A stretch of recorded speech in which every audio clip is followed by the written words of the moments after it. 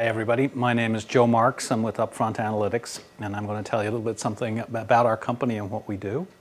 But let me start out by just recollecting the last 24 hours. I left the apartment that I rented from Airbnb in San Francisco. I took Uber to come to the airport on a trip that I'd booked on Kayak. 3 industries that have been revolutionized by you guys, software people. And actually, it's a really exciting time to be a software person because industries are being revolutionized in enormous ways. Airbnb rented more room nights than Hilton did last year.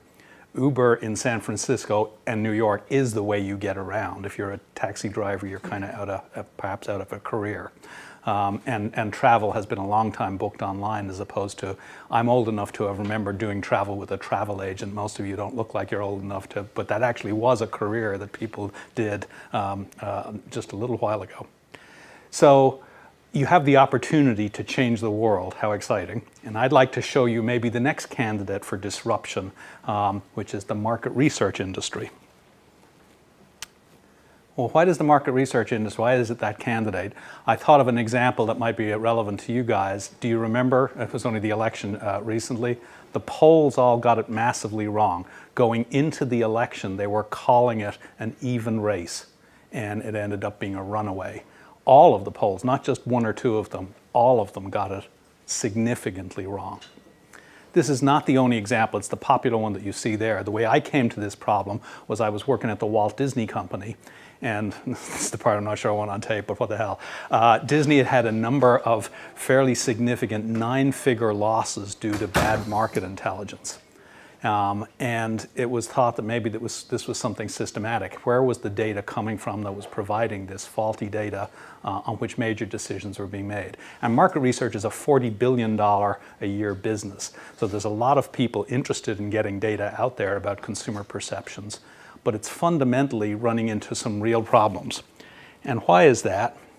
Well, this is one chart that gives you some indication of this. This is a chart from Pew Research, one of the standard houses of market research. And this is the rate of which you get people to do a landline phone survey after a week's worth of harassing phone calls.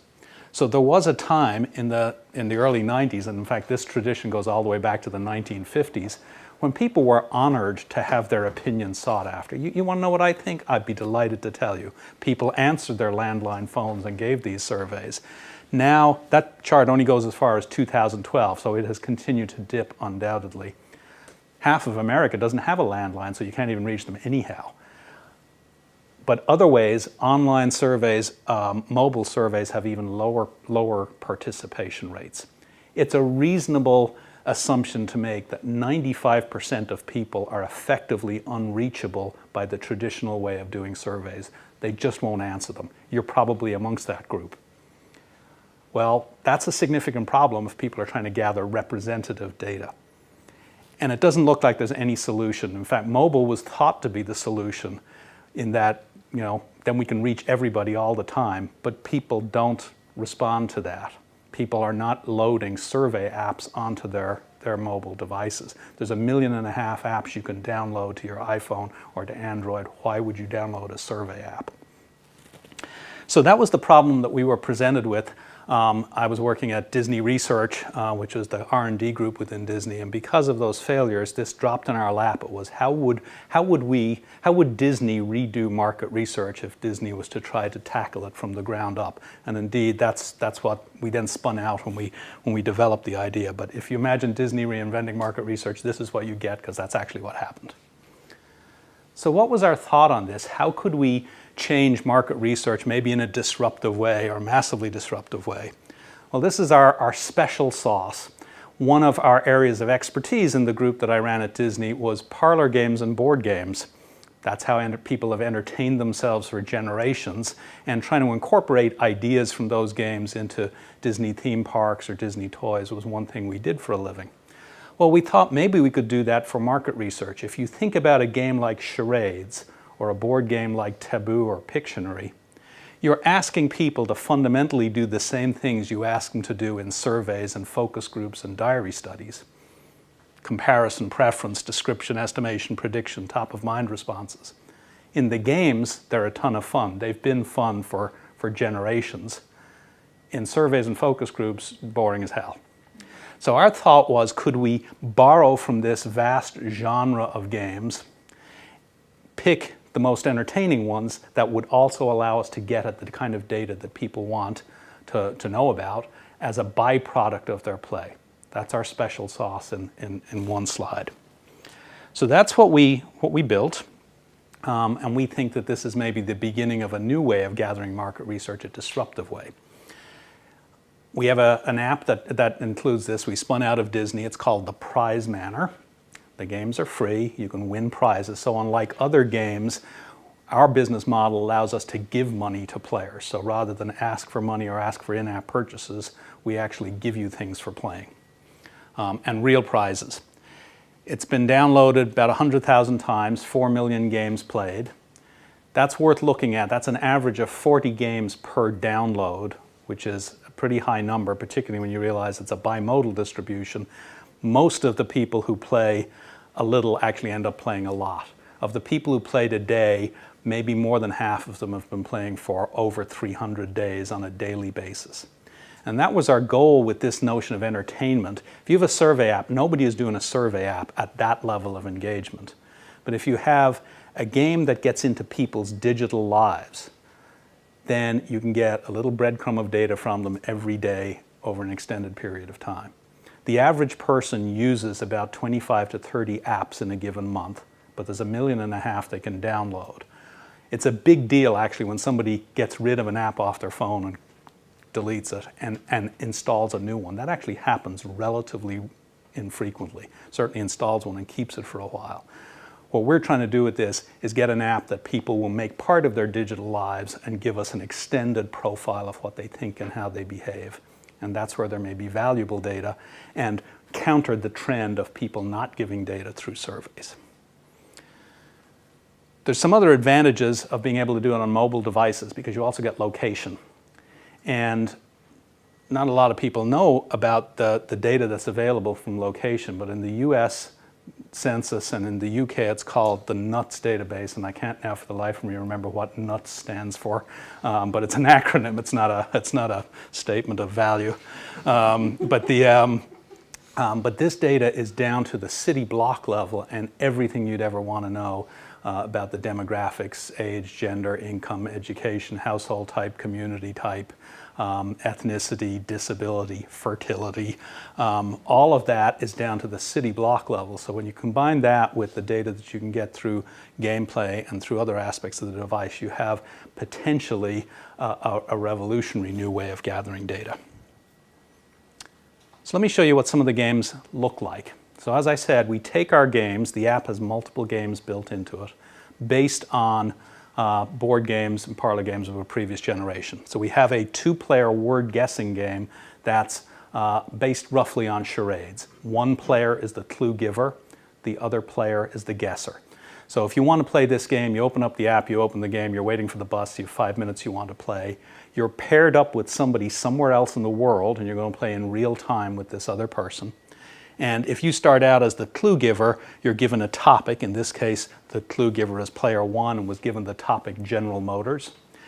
And the clue giver has 3 trays of clues from which he can pick which ones to send to the guesser to get that person to guess General Motors. And when the topic is a brand or a product, the selection of clues is where we're going to get our data about awareness and attitude that the consumer has to the product. 80% of the gameplay has nothing to do with brands or products. We have 12,000 fun topics that you can play in this so that you can play the game repeatedly and still enjoy it. It doesn't get boring, but then we interweave in the brand and products ones into the game.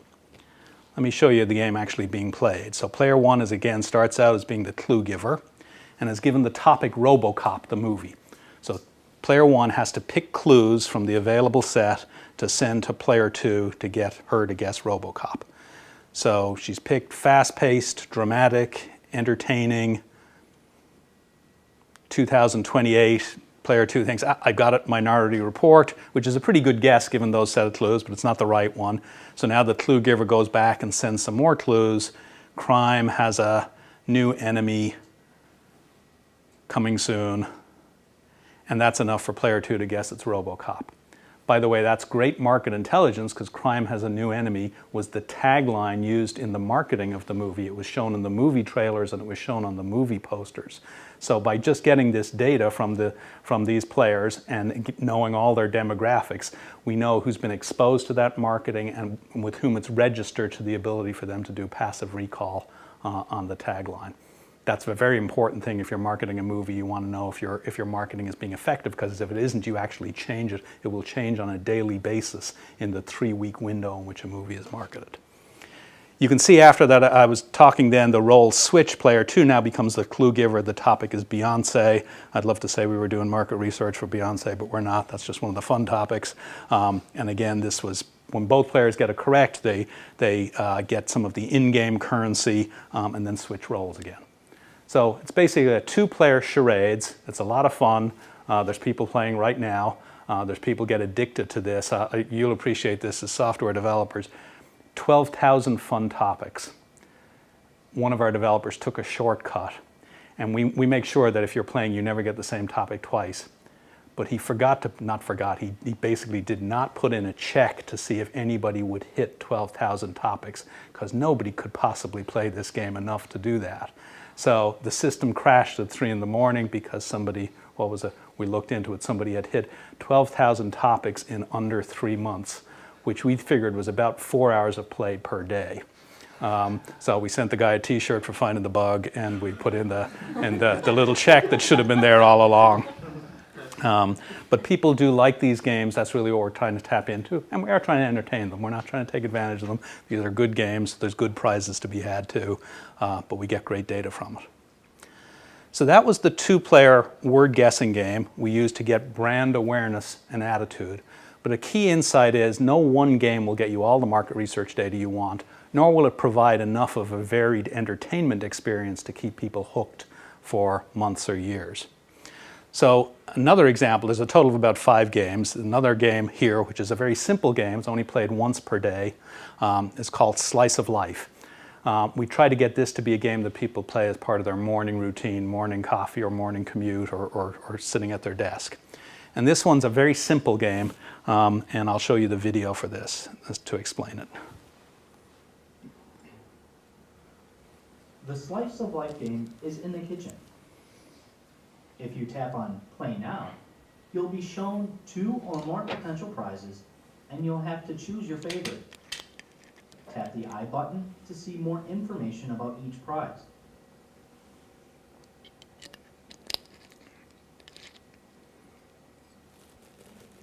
Once you've made a choice, you can predict which prize everyone will choose by moving the pie handles to the percentage you think.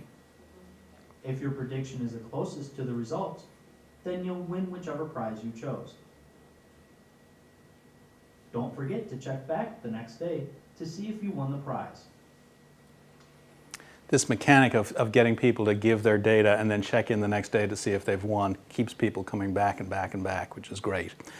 An example of where we would use this game, the most important question to the Walt Disney Company, a question that's literally worth billions of dollars every year, is what's your intent to take a Disney vacation in the coming year? Based on how that's tracking, they decide whether or not to offer discounts at all the Disney resorts, which is a huge decision to make. If they offer those discounts unnecessarily, it costs the company billions. If they fail to offer them when they need to, they've got empty rooms, it costs them billions. So it's a very important decision. It's also a terrible survey question. What people hear is, do you want to go to Disney World or Disneyland? But that's not the question. The question is, do you intend to go? So we don't ask it as a survey question. We use this game, and the 2 prizes we offer are $100 in cash or a $200 discount to go to Disney. That's a very different way of phrasing it. People have full faith that there's actually prizes given out in this game because they see other people winning every day. So they treat it more like an actual consumption decision. And the data you get back from that is a lot more realistic. People who really think they're going to go, the discount is a much better thing to take. But people who are pretty sure they're not going to go, they'll go for the lesser amount of cash. So by putting these games, these kind of behavioral games in there, we actually demonstrably get a better quality of data because we make it a more behavioral decision. And it's also a fun thing to play every day to see if you can predict what, well, particularly on the US panel, as fellow Europeans, the US is a strange place, so sometimes we just get a little ornery and we offer them strange choices. One we put in recently was you had a choice of two prizes: a copy of Darwin's Origin of the Species, one of the most famous books in all of humanity, or nothing. You could choose to win nothing instead of owning that book. And a lot of people chose nothing, and the discussion room went just incandescent with people, you know, work of the devil, famous, yeah. So, yeah, you can have a lot of fun when you actually have a window on all of the US. The UK has its own quirks too, but I'm not mentioning those. We can also ask survey questions. We don't want to get away from that, but we tend to minimize it. We also tend to ask fun questions intermingled in there too. One I thought recently, I was very curious to track: what's the smallest coin people will pick up off the sidewalk? I thought that might be an interesting thing to track over time. And so asked that in the US, but we also asked brand questions. And then there's three other games in there. I won't go into those in detail. One's a photo scavenger hunt in the home that we're actually currently putting the finishing touches to, but that one gives us a way of effectively looking inside your refrigerator and your cupboard and your closet and getting actual ownership data that you have. So from all of these games combined, people have a really good time, they win real prizes, but we actually get an unparalleled snapshot of what they think and how they behave. So now let me show you some data that we've gathered with that to give you that insight. I've mentioned some along the way, but I'll show you some other examples. So this one is about donation to Wikipedia. I'm going to put you all on the spot here. If I asked you, would you donate some amount of money this year to help Wikipedia in promoting its products? How many people would just, you know, honestly tell me, would you donate something? How many people? That's 5, 6 out of, maybe it's a little low. Maybe there's a Scottish joke in here somewhere, but I'm not going to go there. When we asked that as a survey question, and when Wikipedia also independently asked it as a survey question, they got between 40 and 45% of people said they would donate something. A suspiciously high number. Of course, we would never have just asked it as a survey question. We would have done it as the slice of life game. So we actually split sampled our group. We divided our panel into 3, and we offer them 3 choices to get a kind of a demand curve: an amount in cash versus a $50 donation in your name to Wikipedia. So $10 in cash versus a $50 donation. That's 1/3 of the group got. Another third got a $30 in cash versus $50 donation. And then the final third, an equal amount, $50 in cash versus a $50 donation. And notice the numbers are a lot lower. $10 in cash versus $50 donation, only 14% of the people went for the donation. The rest went for the cash. And when you get to the equal amount, only actually 2%. And that's sort of the closest thing to actually making a donation. It's money, it's the sort of the one-for-one trade-off. So now the question was, and why this is an interesting particular one, Wikipedia has actually launched this campaign, and if you're on Wikipedia, you may already have been asked to donate, and they published their participation numbers. So there's actually ground truth data for this. And you won't be surprised because it's my punchline, but the actual donation rate is about 1%. And this is typical. Survey questions are subject to a great variety of bias. In this case, it's the social desirability bias. People want to be thought of as generous.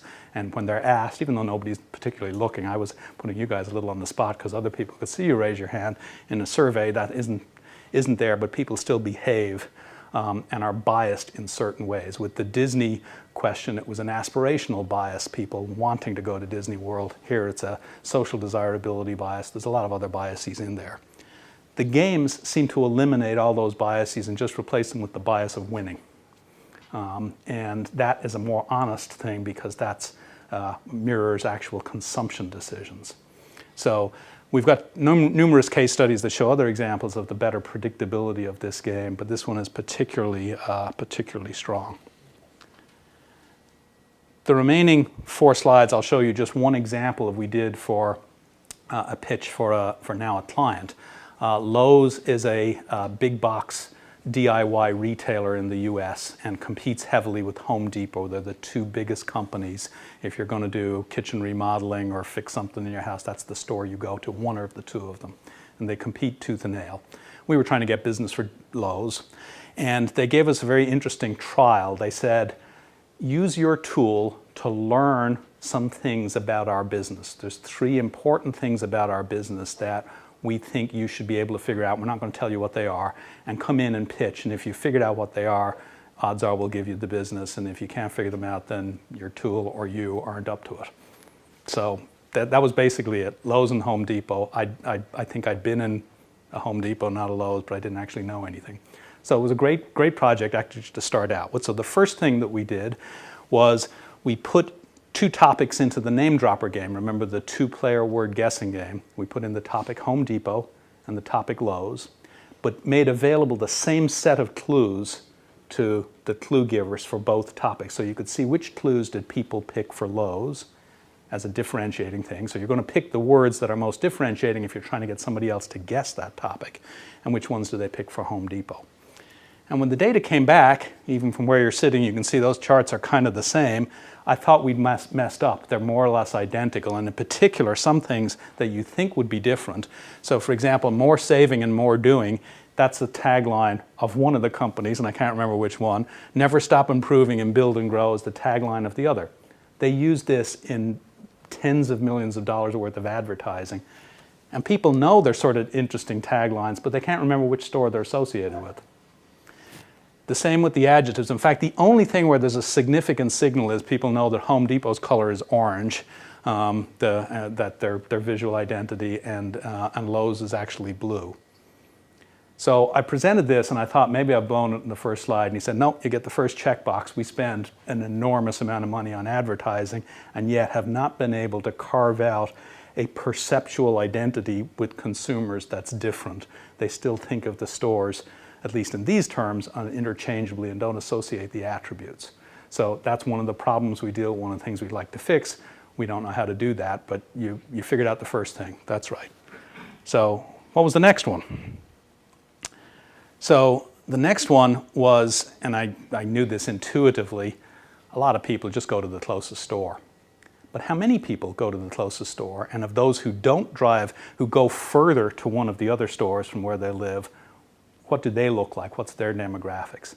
So they also knew this, but they'd never actually been able to quantify it. We can get the home location from the device. We actually sample your location when you're playing the games, do a cluster analysis and time of day analysis to figure out a home location.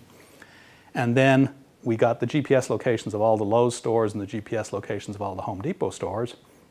And then saw in a slice of life game, we offered people a choice of a gift card to Lowe's or to Home Depot to see which one they would likely shop at. And then we were able to compute who was actually going to a store that was closer and who was driving further. And it turns out, and this was the first time they were able to see numbers on this, about 48% of people were just driving to the closest store of the people who actually shopped at one or the other of the stores. And then the more interesting part was of the people who drove further, why were they doing that? We were able then to use the census data. So for example, for Lowe's, a majority of people who would drive further to get to a Lowe's were driving to a wealthier neighborhood than the neighborhood they lived in. They were going to a nicer place, the mall in the nicer part of town or nicer part of the city. With Home Depot, it was actually the inverse of that. People were very often going to a poorer neighborhood. Now some of this has to do with store location, some of it has to do with maybe ethnic makeup. There's a more complex story there, but the fact is the data was there to tell that story in a way that they were never able to get at. So here I was confirming something that they already knew, but I was actually being able to put numbers on it in a way that they were not able to do before. And then the last part, he said, okay, you got 2 out of 3, what's the third one? And I said, I think I got this one. So we asked people a question of the day: where on the spectrum for home maintenance and repair, where on the spectrum from a master craftsman to a danger to yourself do you lie? And then, as I mentioned, we'd offered people a choice, a 3-way choice and slice of life: $10 in cash for the people who really don't shop at either store, that would be more attractive, or a $50 gift card to Home Depot or a $50 gift card to Lowe's. And then we charted the selection of gift card by the self-described DIY competence. And you see something that jumps out here. The leftmost bar in each one of these is the people who self-label as master craftsmen. And the master craftsmen are 3 times more likely to go to Home Depot than to Lowe's. So even though there isn't a general consumer perception that's different in the attribute selection, the people who self-select when they walk through the door are quite different. Now this also has to be overlaid on top of proximity and everything else. But this was from the very beginning, Home Depot has the reputation of the handyman store, and Lowe's is more the consumer store for the occasional decorator. And that shows up very strongly in the numbers. So there are the 3 things we learned. We got the gig. So I'm just about out of time. So I started out by saying it's an exciting time to be a software developer. We are disrupting the world. We're disrupting civilization. You see one industry after another tumbling to the evil that we do, or the good that we do. I'd like to think market research might be the next one, but maybe you have ideas about what's the next one. There's a lot of things out there to be disrupted. And then one more. Did I mention we're hiring? We're an all-Celtic development team. Our developers are in Dublin and here in Edinburgh, and we're looking to expand. Thanks for your time.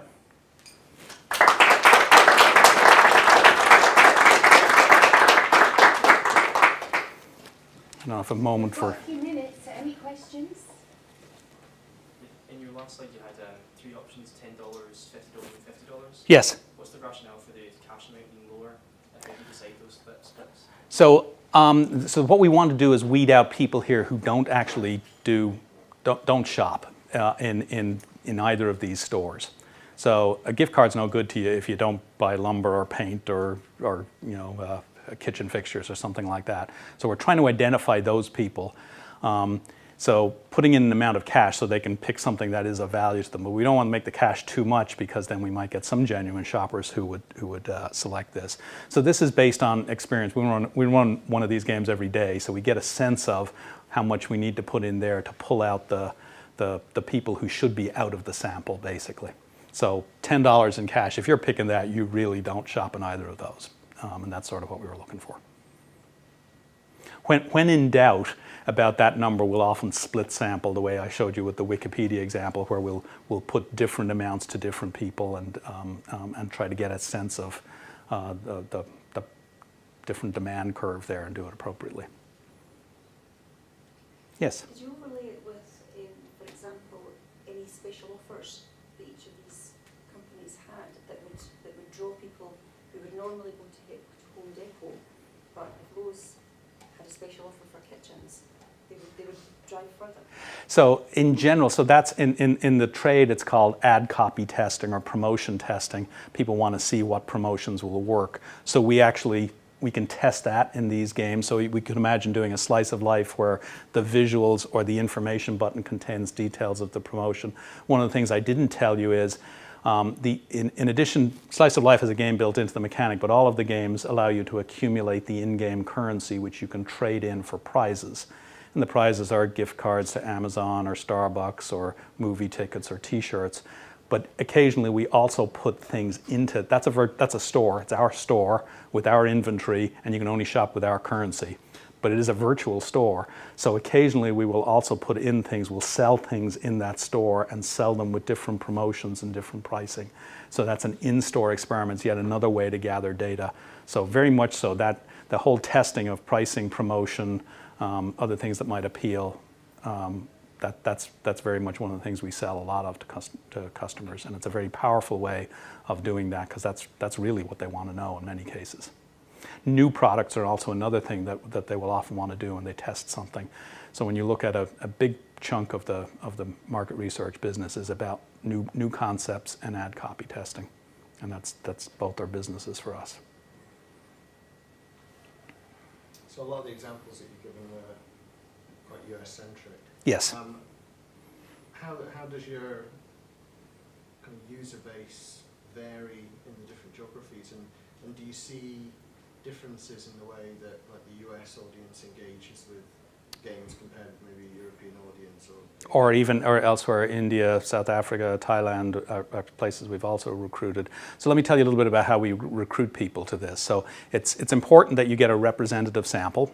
That's the key element. That's in fact where surveys are falling down, is they're now no longer representative. They're skewed in ways people don't fully understand. We're basically piggybacking on the fact that playing mobile games is now becoming normal. It's way more normal to play mobile games on smartphones than it is to be part of a survey panel.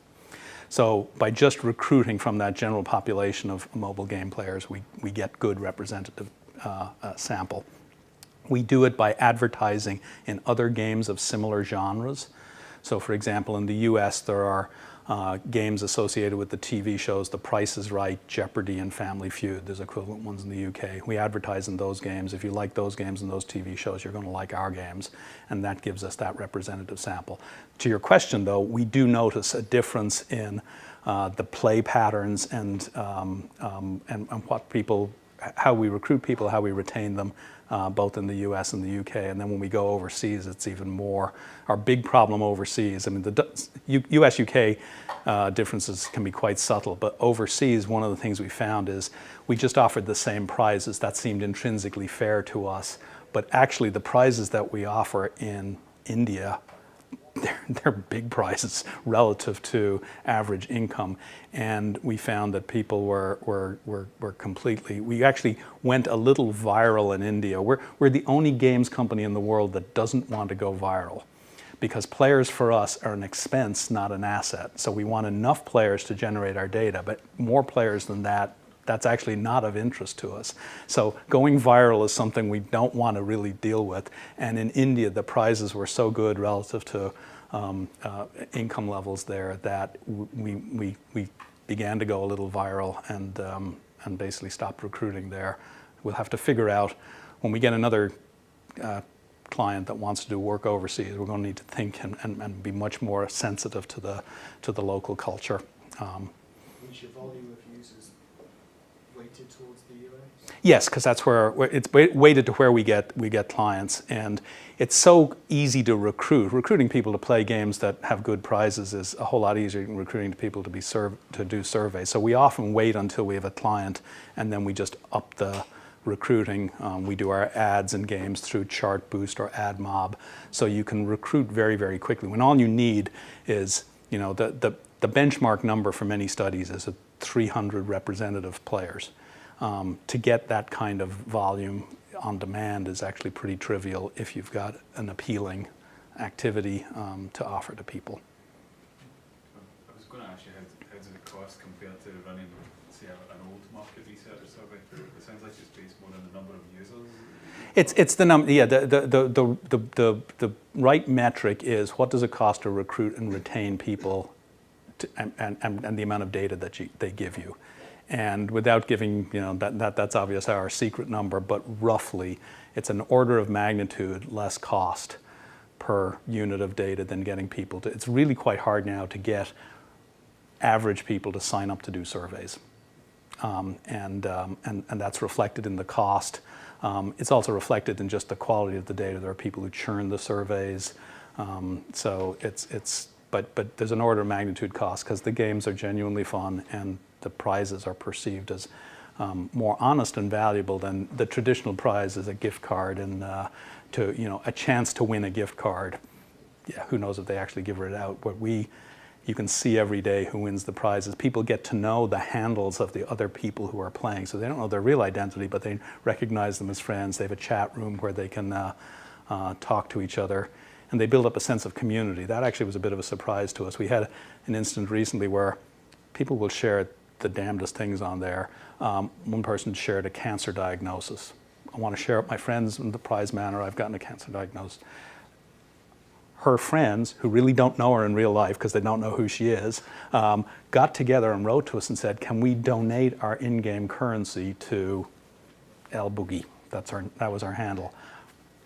We'd no idea that so it represented a fair bit of coinage, and we honored that request. But the idea that there would be enough community around that, enough familiarity with people, you don't see that on survey panels either. How do you convince people that it's not a scam? Because if I saw an advert saying research or fun game, I would be suspicious. Absolutely, and in fact, if you go on Quora, there's a question on there, is the prize manor a scam, that somebody posted.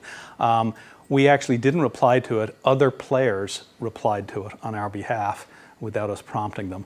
You can also see on Google Play, where you download it from, there's reviews there, and people list there are positives and negatives, many more positives, particularly people who win tend to post on there. And you can look at the reviews and they look honestly. They also are pissed off about the quality of our keyboard, and you'll see that on there too.